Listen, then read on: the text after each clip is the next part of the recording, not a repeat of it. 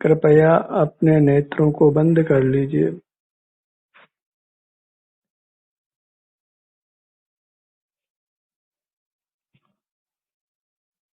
अपना ध्यान अपने आप पर ले आइए,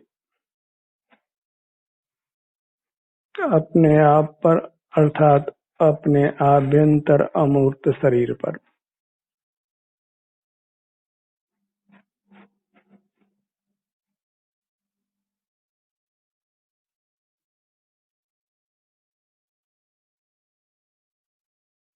हमारा शरीर इंद्रिय गोचर नहीं है, सुख स्वभावी होने से मात्र स्वसंवेदन गोचर है। सुख का वेदन होता है, अनुभव होता है, और उस अनुभव के द्वारा ही हमारी प्रसिद्धि होती है, आत्म प्रसिद्धि होती है, आत्म उपलब्धि होती है।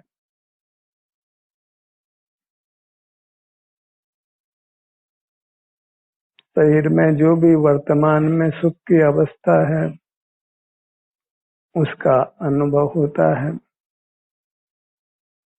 अपने सन्मुख होने पर,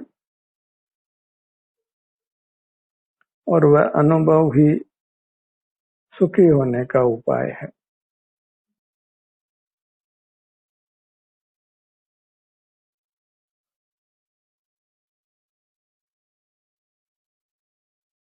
शुद्ध जीव केवल सुख स्वभावी है। मूर्त के संबंध से ही उसमें नाना धर्म उत्पन्न होते हैं, जो सब उद्गल के निमित्त से हुए, मूर्त के निमित्त से हुए चिद विकार हैं।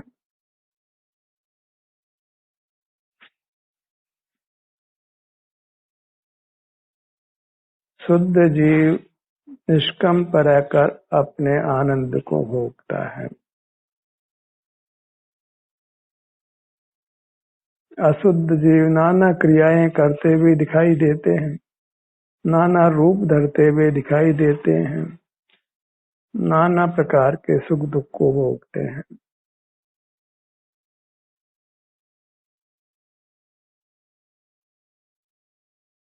अशुद्ध जीव ही दुख का अनुभव करते हैं।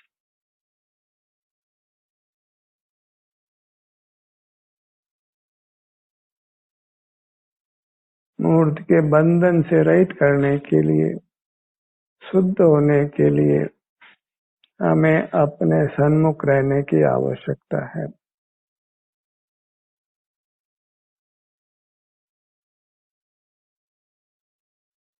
अपने सन्मुख होने पर शरीर में अप्रिय संवेदनाएं भी अनुभव में आती हैं, उसके लिए सहिष्णु बनने की आवश्यकता है।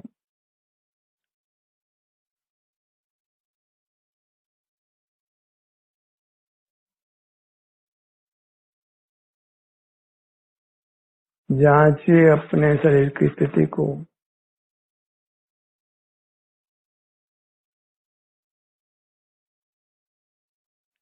शरीर शब्द से आभ्यंतर शरीर ही ग्रहण करिए, अमूर्त शरीर ही ग्रहण करिए।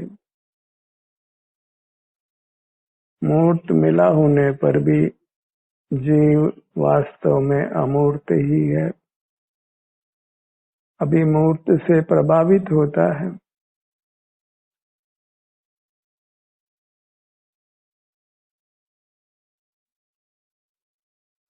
इसलिए जीव को कथनचित मूर्त कहते हैं।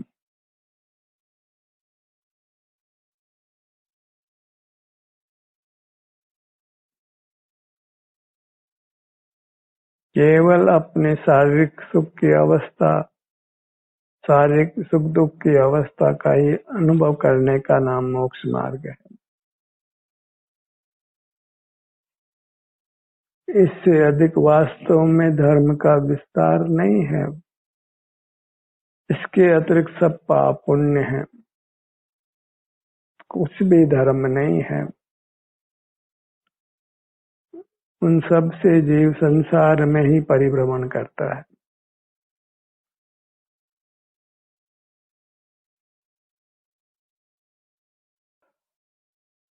नाना धर्म का विस्तार कर देने से ये बात शीघ्र हृदयंगम नहीं होती कि अपने शारीरिक सुख दुख का अनुभव करना ही धर्म है। उसी से जीव कर्म के बंधन से मुक्त होकर जन्म मरण से मुक्त होता है और परमात्मा होता है।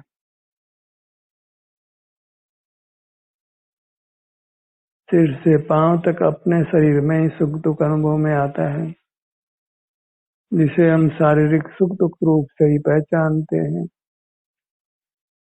पर ये मोक्ष का मार्ग है, ऐसा प्राय जीव जानते नहीं हैं। इसलिए धर्म के नाम से नाना प्रकार की क्रियाएं, नाना प्रकार के त्याग करते हैं, पर अनुभव जो मोक्ष का मार्ग है उस रूप पुरुषार्थ नहीं करते हैं।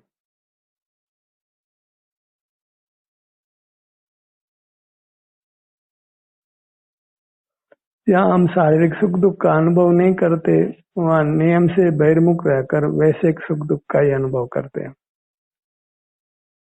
इंद्रिय ज्ञान में खड़े रहते हैं, मन का व्यापार करते हैं, इसलिए इंद्रिय और मानसिक सुख दुख का ही अनुभव होता है और उससे हम अपने सुख स्वरूप से च्युत रहते हैं और नूतन कर्मों को भी बांधते हैं। पूर्वकृत कर्मों के उदय के फल को भी भोगते हैं, अपने नाना रूप बनते हैं।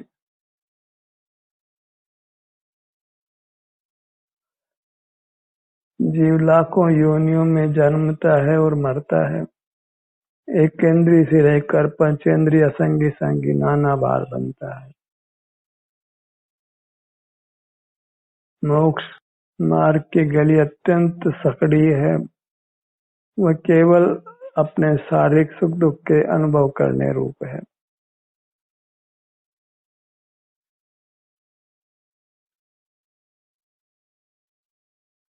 सुख या दुख दोनों में समता धारण करनी होती है, समभाव धारण करना होता है।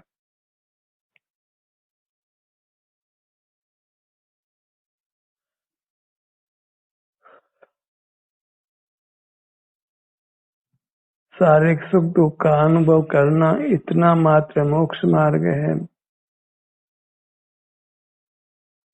इतने से मार्ग की स्वीकृति प्राय नहीं होती है, न पंडितों को और न मुनियों को ही, और इस कारण से वे बहिर्मुख रहते हैं। अंतर्मुखता में शारीरिक सुख दुख का ही अनुभव होता है और कुछ भी नहीं होता।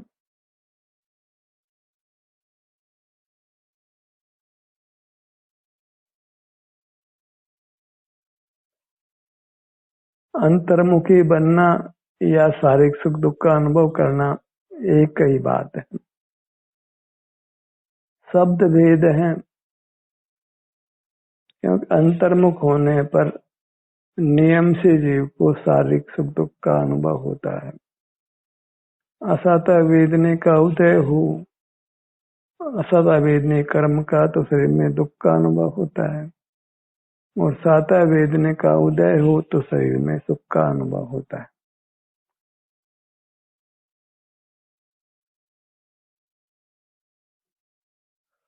सदैवेदने कर्म का उदय नहीं हो तो सुख का अनुभव होता है।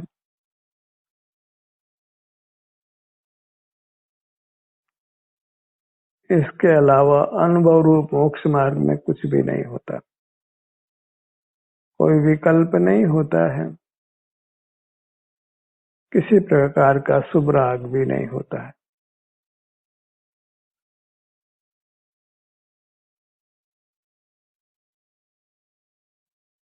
अंतर्मुख रहिए तो शरीर में जो भी सुख दुख अनुभव में आता है उसको मोक्ष मार्ग जानकर अनुभव कर लीजिए।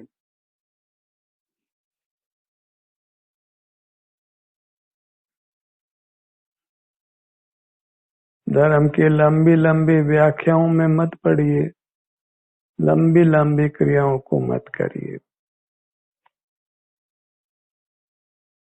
नेत्रों को बंद रखकर निष्कंप रहकर अपने शरीर के विभिन्न भागों में जो सुख दुख की स्थिति है, जिसको शारीरिक सुख दुख कहते हैं, उसका ही प्रीति से, समभाव से अनुभव वेदन करते रहिए।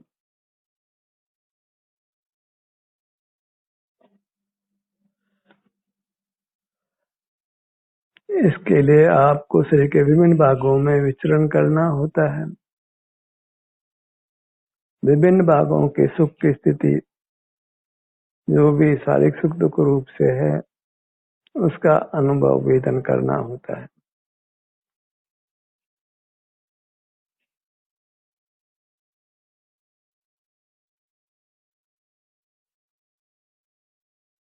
बाहर के जगत से यथाशक्ति संबंध तोड़ना होता है।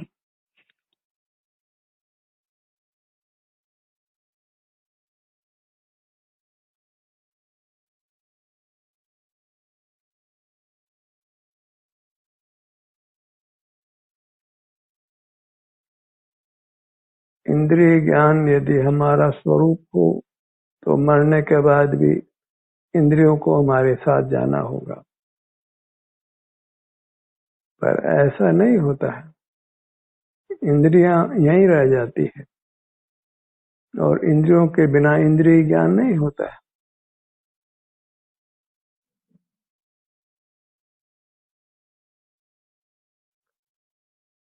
स्वभाव का कभी अभाव नहीं होता। इंद्रिय ज्ञान कोई स्वभाव माना जाए तो फिर इंद्रिय ज्ञान का अभाव नहीं हो सकता। वो तो प्रकट ही इंद्रियों के छिन जाने पर, जब तक नूतन इंद्रियां नहीं मिलती है, समर्थ इंद्रियां नहीं मिलती है, तब तक इंद्रिय ज्ञान नहीं होता है।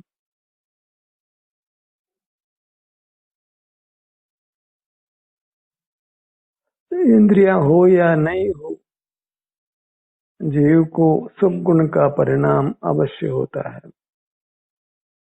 चाहे वो जागता हुआ हो, चाहे सोता हुआ हो, चाहे वो मनुष्य हो कि चाहे पशु पक्षी हो। एक इंद्रिय से पंचेंद्रिय तक सब जीवों को अपने अमूर्त काया में सुख दुख का अनुभव होता है। जागते में भी और सोते में भी। सुख भले वैसे हो कि शारीरिक हो, सुख गुण का परिणाम जीव में सदा पाया जाता है। उसी का आश्रय करके अंतर्मुख होकर अपनी प्रतीति कीजिए। जहाँ जहाँ सुख के जो भी अवस्था हमारे शरीर के विभिन्न भागों में है, वहाँ वहाँ पहुंचकर उसका अनुभव करिए और इस प्रकार मोक्ष मार्गी बनिए।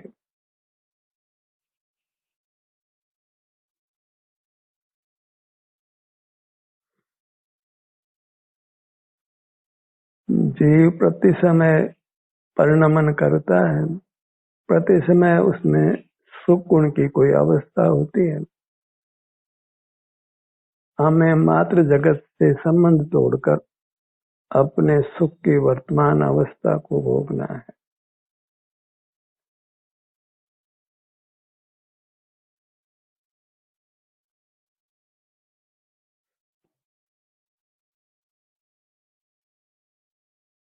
यदि जीव एकांत में रहे और अपने शरीर से युक्त नहीं हो तो अवश्य वह अवसाद में आएगा, मानसिक संताप होगा, वो एकांत उसके लिए विषरूप होगा। उसी एकांत को पाकर यदि जीव अपने शरीर के सुख गुण का परिणाम अनुभव में लेता है, यानी शारीरिक सुख दुख का वेदन करता है, तो वह अवसाद में तो नहीं आता, परम सुख का अनुभव करता है। एक ही परिस्थिति में जहाँ वह अकेला है, आसपास कोई नहीं है, बहिर्मुख जीव अवसाद में आता है, दुख में आता है। और अंतर्मुख जीव शांति और सुख को बढ़ाता है। और एकांत का निरंतर सेवन किया जाए तो जीव अल्पकाल में ही परमात्मा बन जाता है।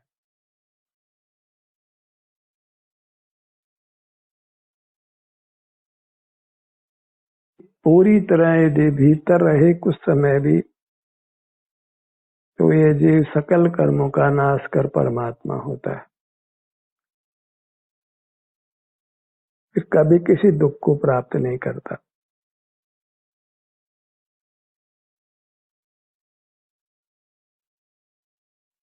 जो स्वानुभव मोक्ष का मार्ग माना गया है उसका निरंतर अभ्यास करिए।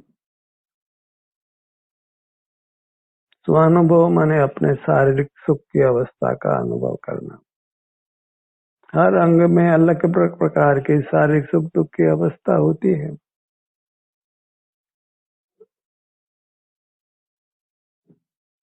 तो हर अंग पर जाकर वहाँ जो सुख दुख की अवस्था है उसका वेदन करिए।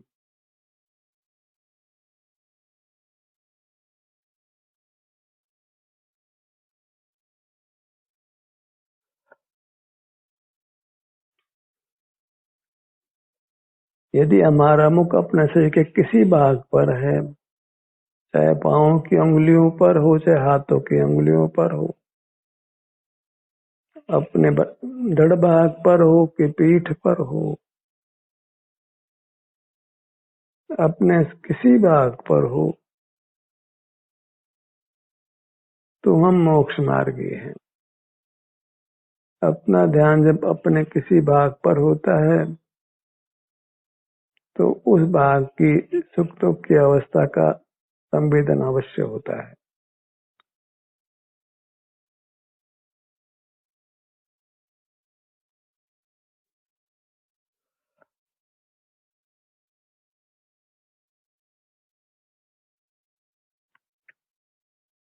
क्योंकि मार्ग अत्यंत अत्यंत संक्षिप्त है, बस आचरण भी पुरुषार्थ से होता है। मार्ग का विस्तार नहीं है, जो जो विस्तार है वो आचरण की निरंतरता का है।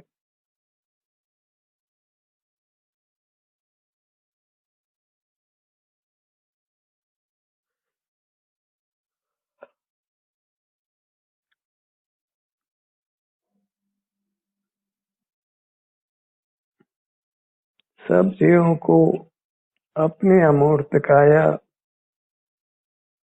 अंतर्दृष्टि से स्वमेव अनुभव में आती है, माने वहाँ के सुख दुख की दशा का संवेदन स्वमेव होता है।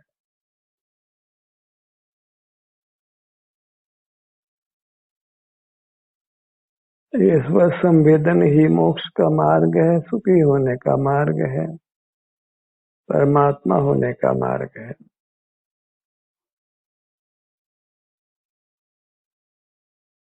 इसी बात को हमने बारंबार घोकना है, क्योंकि हम भूल जाते हैं, बाहर में रपट जाते हैं।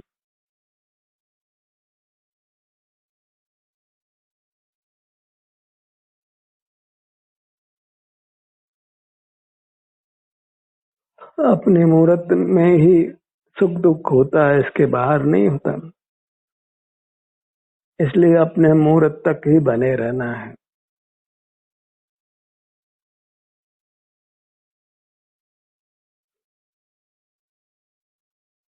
अत्यंत आवश्यक हो तो ही बहिर्मुख होना है, और उस आवश्यक कार्य के होने के पश्चात अंतर्मुख हो जाना है।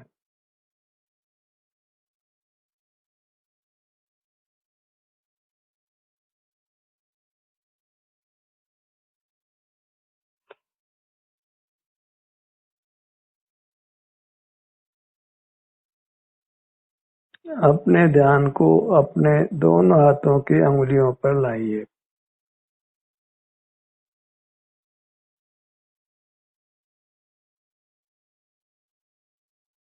दोनों हथेलियों पर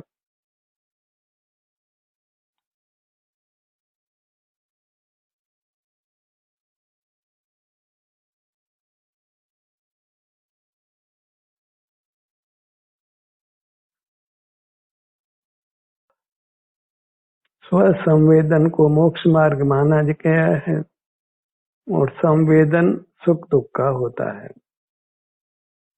वहाँ विषय संबंधी सुख दुख का अनुभव नहीं करना है, अपने आभ्यंतर शरीर संबंधी सुख दुख का ही अनुभव करना है।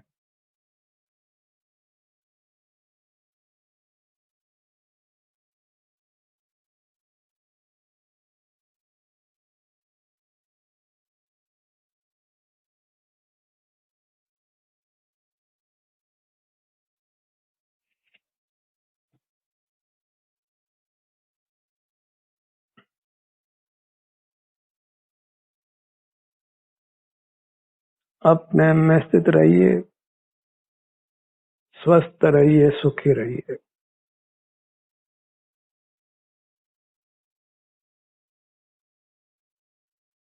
अपने में स्थित रहने का तात्पर्य यही है कि अपने शरीर के भीतर जो भी सुख दुख का परिणाम है, इसको हम शारीरिक सुख दुख कहते हैं, उसका वेदन अनुभव करते रहिए।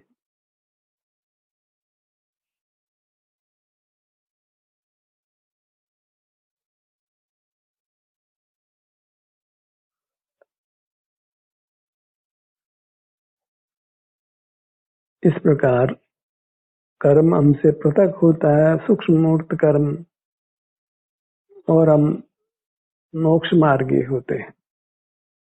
मोक्ष मार्ग माने कर्मों से मुक्त होने का मार्ग।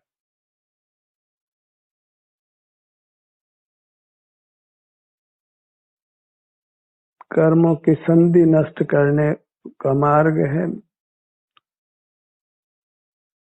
जहाँ मूर्त पदार्थों के सन्मुख रहते हैं, वही सूक्ष्म मूर्त कर्म हमारे साथ बंध को प्राप्त होता है और उससे हमारा स्वाभाविक सुख नष्ट होता है।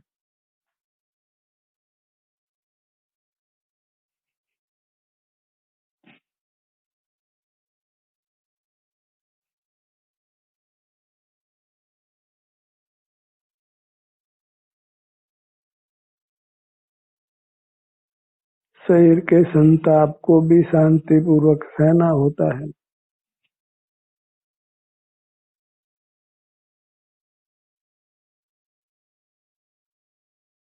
वैश्विक सुख को छोड़कर शारीरिक संताप का अनुभव करिए।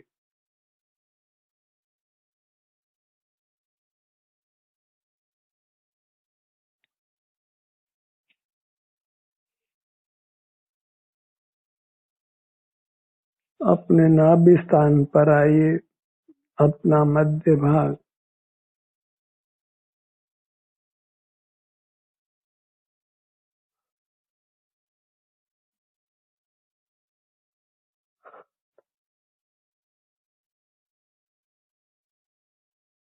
अभी नाभि से ऊर्ध्व भाग पर विचरण करिए।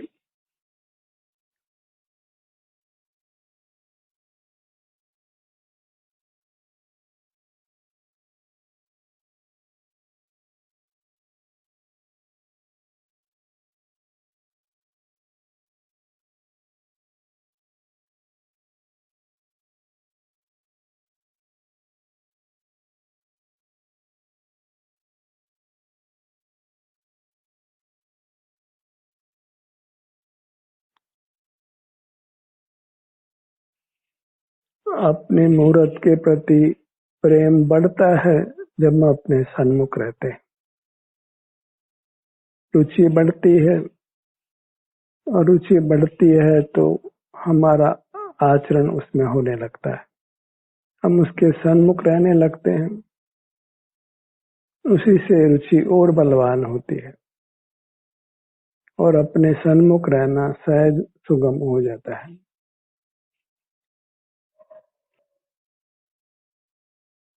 आगे आगे उत्तरोत्तर शरीर में सुख का अनुभव होता है, इसलिए अंतर्मुख रहना आगे आगे सुगम हो जाता है।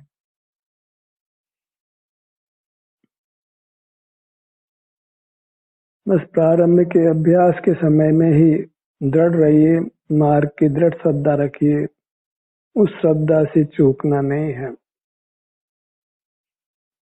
ध्यान के पुरुषार्थ से ही मोक्ष की सिद्धि है, ऐसी दृढ़ श्रद्धा रखिए।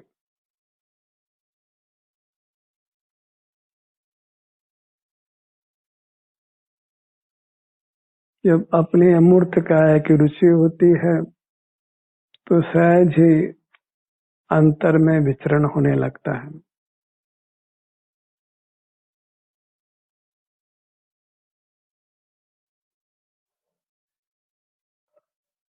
नाभि से ऊपर का ऊर्ध्वलोक,